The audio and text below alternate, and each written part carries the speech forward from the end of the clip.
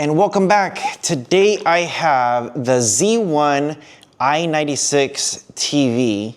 Yeah, check this guy out. This runs an Amlogic chipset S905Y5. It is running a quad-core 64 ARM Cortex-55. The GPU is a Mali G31 MP2 Bluetooth 5.2.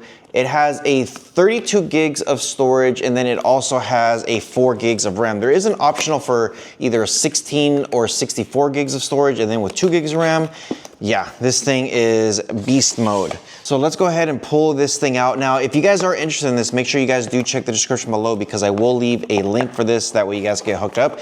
But if you guys are brand new to the channel, consider subscribing. And if you're a returning subscriber, welcome back. I always try to get you guys here all the latest and greatest stuff.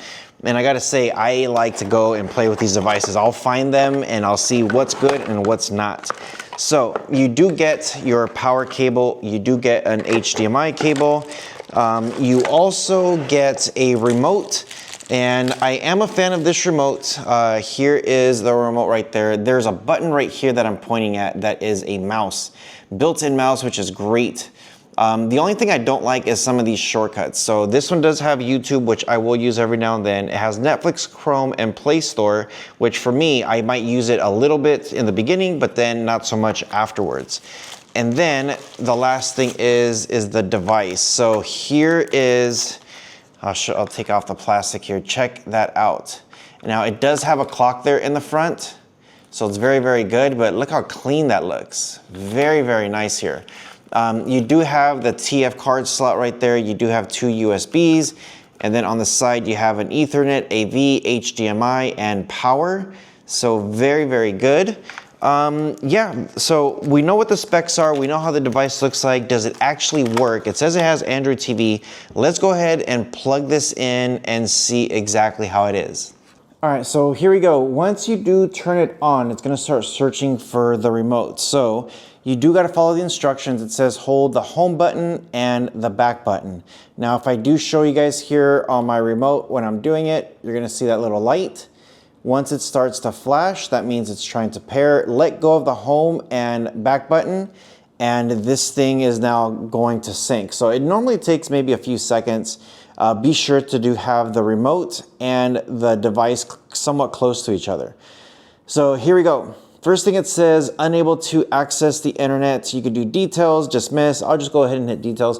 It doesn't go through the whole process of like how Android TV does, where it says, pick your language, log into your Google account. So what I do is, if you don't get this notification, if this notification is not here, first thing you should do is just come to your settings, come down to your network and internet, look for your Wi-Fi and connect. So let me go ahead and do that now. All right, so here we go. Now that we are connected successfully, the first thing I like to do, I like to come back here. Let me go back to the settings, to device preferences.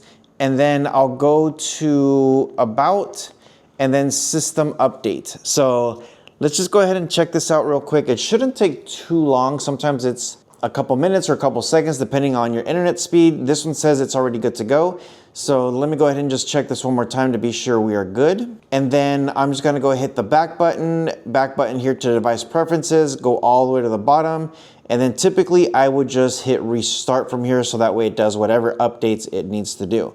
So because I am already up to date, I should be good. When you come down here to apps, this is your app drawer, YouTube, Google Play Store, AM Player, Updater, Settings, More Settings, File Browser, and Disney Plus. If I do go to Updater, just give it a second here. You could do Update Now or Update Local.